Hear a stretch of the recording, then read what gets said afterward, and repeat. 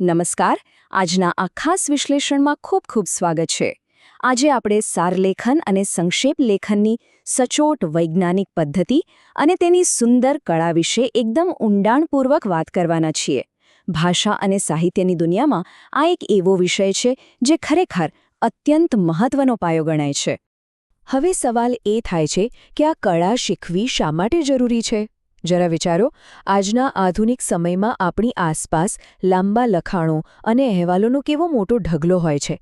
લાંબા વ્યાખ્યાનોની short notes લેવા માટે વિદ્યાર્થીઓને, પ્રવચનોનો સંક્ષેપ કરવા નેતાઓ અને પત્રકારોને, અને હા, ઉપરી અધિકારીઓ સમક્ષ ટૂંકા અહેવાલો મૂકવા માટે ઓફિસના અધિકારીઓને આ કળાની ડગલેને પગલે જરૂર પડે છે. ટૂંકમાં કહીએ તો માહિતીને સંક્ષિપ્ત કરવાની આ ક્ષમતા આજના યુગમાં લગભગ દરેક વ્યવસાય માટે એક સાર્વત્રિક જરૂરિયાત બની ગઈ છે. ઓકે, ચાલો તો હવે આ વિષયમાં સીધા જ ડૂબકી લગાવીએ. આજની આ શૈક્ષણિક સફરમાં આપણે સંક્ષેપના મૂળ પરિચયથી શરૂઆત કરીશું. સંક્ષેપીકરણ એટલે શું તે સમજીશું, તેની વ્યવહારુ પદ્ધતિઓ અને નિયમો જોઈશું, અને અંતે યોગ્ય શીર્ષક કેવી રીતે પસંદ કરવું એના પર પણ નજર કરીશું. તો ચાલો સૌથી પહેલા વિભાગ તરફ આગળ વધીએ. સંક્ષેપીકરણનો પરિચય. કોઈપણ નવી વસ્તુ કે ખ્યાલને સાચા અર્થમાં સમજવા માટે તેના મૂળ સુધી પહોંચવું ખરેખર ખૂબ જ રસપ્રદ રહે છે. જો શબ્દના મૂળની વાત કરીએ ને, તો અંગ્રેજી શબ્દ પ્રેસી એ મૂળ ફ્રેન્ચ શબ્દ પ્રેસામાંથી ઉતરી આવ્યો છે, અને તેનો અર્થ શું થાય? લિમિટેડ, એટલે કે મર્યાદિત. આ શબ્દનું મૂળ જ જાણે આખી પ્રક્રિયાનો પાયો સેટ કરી દે છે. સંક્ષેપ કરવાનો મૂળભૂત હેતુ જ લખાણની અમુક સીમાઓ અને મર્યાદાઓ નક્કી કરવાનો છે. આને વધુ સારી રીતે સમજવા માટે એમ લોરેન્ઝાનું આ એકદમ વજનદાર અવતરણ જોઈએ. એ કહે છે કે કોઈ પણ લખેલ કે બોલેલ વિષયનું પદ્ધતિસરનું અને વૈજ્ઞાનિક રીતે સંક્ષિપ્તીકૃત કરેલ સ્વરૂપ એટલે સંક્ષેપ. અહીં સૌથી પાવરફુલ વાત એ છે કે આ કોઈ અંદાજે કે મનસ્વી રીતે કરવાનું કામ નથી, પણ તે અત્યંત વૈજ્ઞાનિક અને માળખાગત પદ્ધતિ છે. એ જ રીતે જયંતીલાલ મહેતાની આ વ્યાખ્યા અગાઉના વિચારને થોડો વધુ સ્પષ્ટ કરે છે. તેમના મતે લખાણના માત્ર સારભૂત મુખ્ય મુદ્દાઓને પકડીને તેને ટૂંકાણમાં અને સરળ ભાષામાં રજૂ કરવું એટલે સંક્ષેપ. એટલે કે કામ વૈજ્ઞાનિક તો છે જ, પણ સાથે સાથે અત્યંત સરળ અને મૂળભૂત તથ્યો પર ફોકસ કરતું હોવું પણ એટલું જ જરૂરી છે. તો સાચા અર્થમાં સંક્ષેપ શું છે અને શું નથી? ચલો આપણા બીજા વિભાગ પર ફોકસ કરીએ. અહીં આપણે સંક્ષેપ વિશેની એક બહુ જ સામાન્ય અને મોટી ગેરમાન્યતાને ક્લિયર કરીશું. આપણે ત્યાં ઘણા લોકો એવું જ માને છે કે ફકરાની શરૂઆતમાંથી અને અંતમાંથી થોડી લીટીઓ કટ પેસ્ટ કરી લેવી એટલે સંક્ષેપ થઈ ગયો. પણ ના, આ કોપી પેસ્ટ કરવાની રીત તદ્દન ખોટી અને અર્થહીન છે. સાચી રીત તો એ છે કે અસલ રચનાના મૂળ વસ્તુની એક મોટી છબીની નાની પ્રતિકૃતિ તૈયાર કરવી. તે અસલ વિચારનો જ એક તર્કબદ્ધ અને પ્રામાણિક વિસ્તાર હોવો જોઈએ, જેમાં મૂળ ભાવ એવો ને એવો જ જળવાઈ રહે. અને આ કન્સેપ્ટને સમજાવતું એક અદ્ભુત રૂપક છે, સૂર્યમંડળનું રૂપક.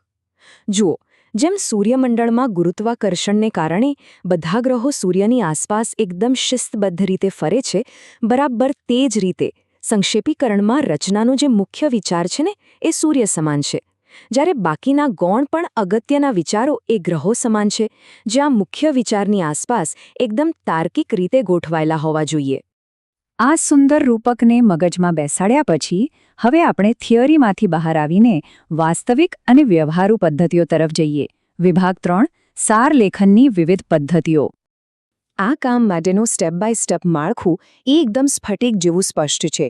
સૌથી પહેલું સ્ટેપ છે, જે ફકરાનો સંક્ષેપ કરવાનો હોય તેને 2 થી 3 વાર પૂરેપૂરી એકાગ્રતાથી વાંચવો. કેમ? જેથી તેનો સાચો અવાજ, તેનો ખરો અર્થ પકડાય. બીજો સ્ટેપ, પહેલી લાઇનથી લઈને છેલ્લી લાઇન સુધી લેખક શું કહેવા માંગે છે તેના જરૂરી મુદ્દાઓ તારવી લેવા. અને છેલ્લે મૂળ લખાણનો આશરે 1/3 એટલે કે ત્રીજા ભાગ જેટલા જ શબ્દોમાં સંક્ષિપ્ત ફકરો તૈયાર કરવો. બસ આ એકદમ માપસરની પ્રક્રિયા છે.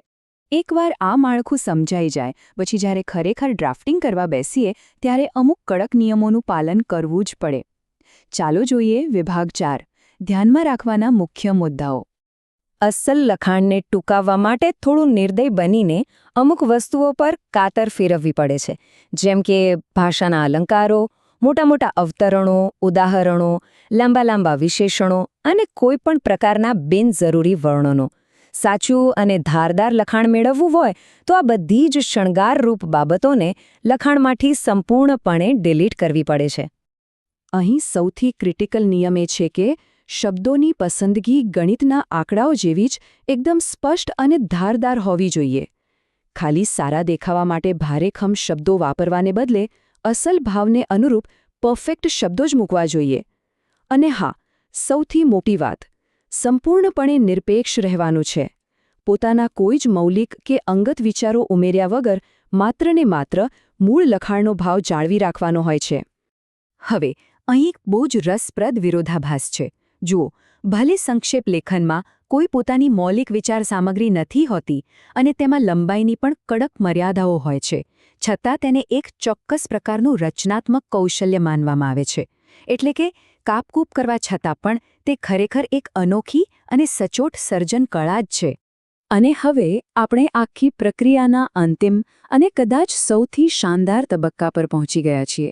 વિભાગ 5, યોગ્ય શીર્ષકની પસંદગી. આ એક એવી કળા છે જે કોઈ પણ લખાણની આઇડેન્ટિટી એટલે કે મૂળ ઓળખ ઊભી કરે છે.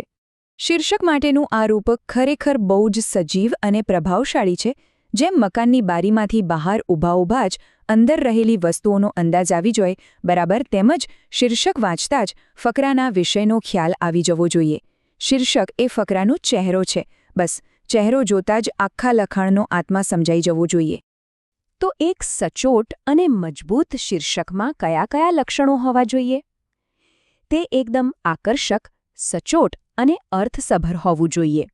વળી તે બને તેટલું ટૂંકું હોવું જોઈએ અને સીધું ફકરાના મધ્યવર્તી વિચાર એટલે કે સેન્ટ્રલ આઈડિયાને જ હિટ કરતું હોવું જોઈએ. એક ઉત્તમ શીર્ષક એવું હોય છે જે આંખને પકડી રાખે અને મનને પણ સ્પષ્ટતા આપે. તો આ સાથે આપણી આજની આ ખાસ સમજૂતી અહીં પૂર્ણ થાય છે. પણ છૂટા પડતા પહેલાં એક પ્રશ્ન પર ચોક્કસ વિચાર કરજો. સંક્ષિપ્તતાની આ સચોટ કળામાં મહારત હાંસલ કરવાથી આપણા રોજિંદા, વ્યાવસાયિક અને શૈક્ષણિક સંવાદોમાં કેવી જબરદસ્ત સ્પષ્ટતા લાવી શકાય.